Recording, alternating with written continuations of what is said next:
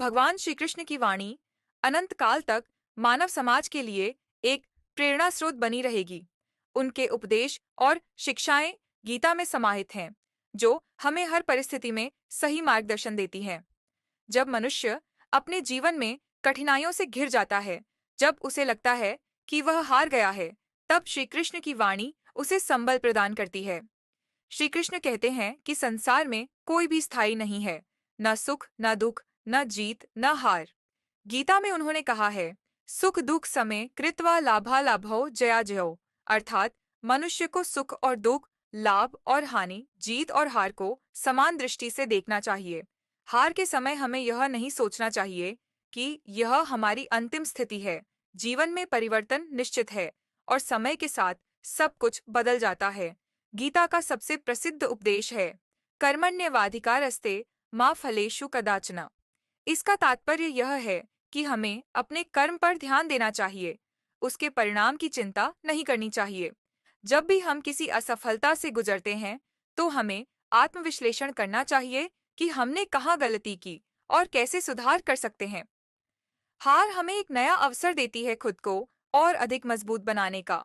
जब इंसान हारता है, तो उसका आत्मविश्वास हिल जाता है।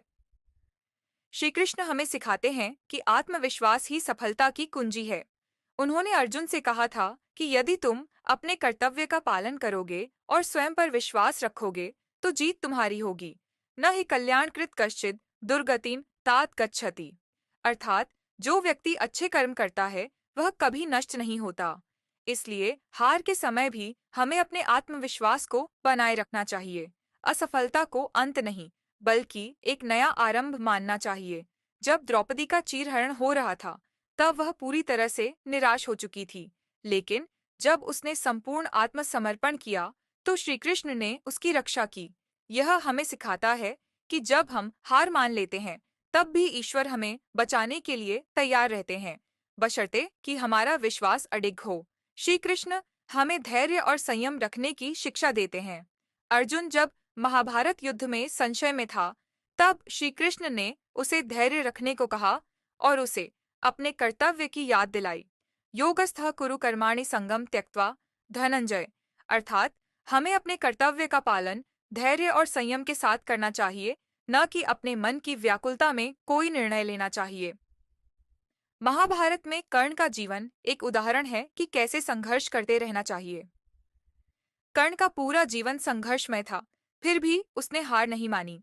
श्री कृष्ण भी यही सिखाते हैं कि यदि आप जीवन में कठिनाइयों का सामना कर रहे हैं, तो भी हार मानकर बैठना नहीं चाहिए। हर नई सुबह एक नई शुरुआत लेकर आती है। कई बार हमारी हार का कारण हमारा अहंकार होता है। श्री कृष्ण ने अर्जुन को बताया था कि अहंकार का नाश निश्चित है। रावण और दुर्योधन की हार का कारण भी उनका अहंकार था। यदि आप हार गए हैं, तो सबसे पहले यह देखिए कि कहीं यह अहंकार का परिणाम तो नहीं। यदि हाँ, तो उसे त्याग दीजिए और विनम्रता को अपनाइए। जब अर्जुन युद्ध के लिए तैयार नहीं था, तब श्री कृष्ण ने उसे गीता का ज्ञान दिया और सही राह दिखाई। इसका अर्थ यह है कि जीवन में जब आप हारते हैं, तो अपने सच्चे मित्रों और गुरुओं से मार्गदर्शन लें। एक अच्छा मार्गदर्शक आपको फिर से खड़ा कर सकता है। श्री कृष्ण ने यह संदेश दिया कि जो सच्चे मन से उनका स्मरण करता है, वे उसकी रक्षा अवश्य करते हैं।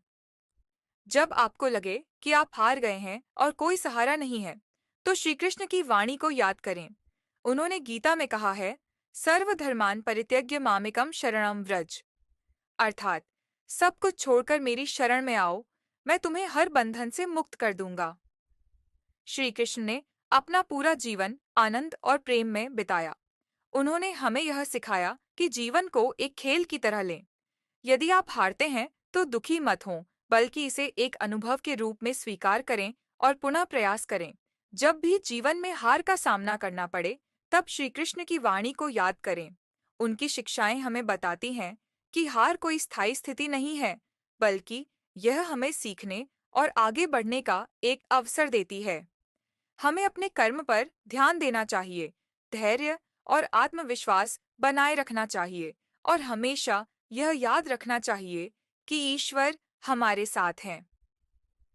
श्री कृष्ण के ये उपदेश न केवल हमें हार से उबरने की शक्ति देते हैं, बल्कि हमें एक संतुलित और सुखद जीवन जीने की राह भी दिखाते हैं